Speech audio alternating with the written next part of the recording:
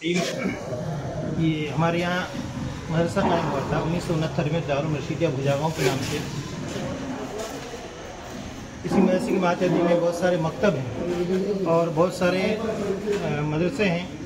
अब इस मदरसे की मातहती में, इसकी सरपरस्ती में खालिस प्योर लड़कियों का एक मदरसा जामिया जमीर अल बनात के नाम से शुरू होने जा रहा है, जिसके इनॉग्रेशन के लिए, इफ्तिताह के लिए all India Muslim personal law board के सदर और आलमी शोहरत याफ्ता आलिम दीन हज़रत मौलाना खालिद सैफुल्लाह रहमानी साहब तशरीफ़ लाए हुए हैं। हज़रत के हाथों इस जामिया का, इस मदरसे का इफ्तिताह हुआ। इस मदरसे में हमने इस तरह इंतज़ाम किया है कि इसमें पढ़ाने वाली लड़कियां होंगी, पढ़ने वाली भी लड़कियां होंगी। ख़ास तौर पर वो बच्चियां जो स्कूल कॉलेज से ड्रॉप आउट हो जाती हैं, 10वीं के बाद नहीं पढ़ पाती हैं, 12वीं के बाद पढ़ नहीं पाती हैं, तो जाहिर सी बात है हमारे आसपास में कोई कॉलेज नहीं है। यहाँ से कॉलेज है इस्लामपुर बहुत दूर है, तो जो गरीब बच्चियाँ हैं वो इस कॉलेज में नहीं पढ़ पाती, तो उनके लिए हमने ये इंतज़ाम किया है कि 12वीं के बाद, 10वीं के बाद वो हमारे यहाँ आ जाएँ तो हम उनको दीन की तालीम देंगे और दीन की तालीम शुरू से लेकर आखिर तक देंगे। शुरू से लेकर आखिर तक देने का मतलब ये है कि उसमें दीनियात का शोबा होगा, यानी दीन की जो बेसिक इन्फॉर्मेशन है वो होगा।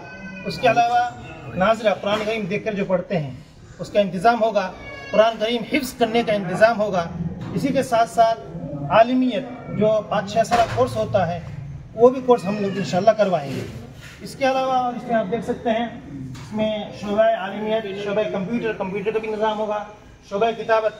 आजकल कंप्यूटर होने की वजह से लिखना लोग कम लिखते हैं, लेकिन हम लोगों ने किताबत बाज़ाब्ता रखा है, क्योंकि एक हुनर है, ये भी एक आर्ट है, ये भी एक फ़न है। इसी तरह शोबा खिताबत, तकरीर करने का ये एक शोबा होगा, डिपार्टमेंट होगा। शोबा सहाफ़त, मीडिया भी एक इंशाल्लाह उसका डिपार्टमेंट होगा। इसी तरह शोबा सिलाई और दस्तकारी, जो ख़वातीन गरीब हैं वो बाज़ दफ़ा दूसरों के हाथों में, दूसरों के सामने जाकर हाथ फैलाती हैं, हमें चाहते हैं कि उन ख़वातीन को हम सिलाई अपने लिए, अपने बच्चों के लिए, अपने बच्चों के लिए वो रोज़गार हासिल कर सकें।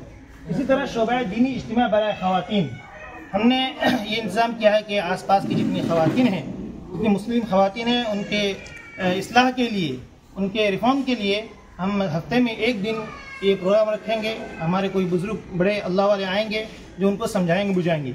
इसमें मर्द भी आएंगे, अगर मर्द आते हैं तो पर्दे में उनको पढ़ाएंगे, बताएंगे, और ख़वातीन आती हैं तो आमने सामने बराह रास्त डायरेक्ट उनसे बातचीत करेंगे। इसी तरह शोबा मेहंदी व उमूर खानादारी, आमतौर पर आजकल ऐसा होता है कि लड़की पढ़ी लिखी होती है, बहुत हाई क्वालिफाइड होती है, लेकिन जो घरेलू कामकाज होते हैं उनसे वाकिफ़ नहीं होती है, जिसकी वजह से मियाँ बीवी के दरमियान झगड़े होते हैं। एक शौहर को क्या चाहिए? शौहर को ये चाहिए कि मेरी बीवी मेरी खिदमत करे, कपड़े धोए, खाना वगैरह बना कर दे, अपने बच्चों की सही से परवरिश करे। लेकिन हमारे स्कूल कॉलेज में वो हर तरह की तालीम होती है, लेकिन जो घरेलू कामकाज है उसकी कोई तालीम नहीं होती। घरेलू कामकाज की तालीम नहीं होती है। शौहर के साथ किस तरह उनका ट्रीट होना चाहिए, सास के साथ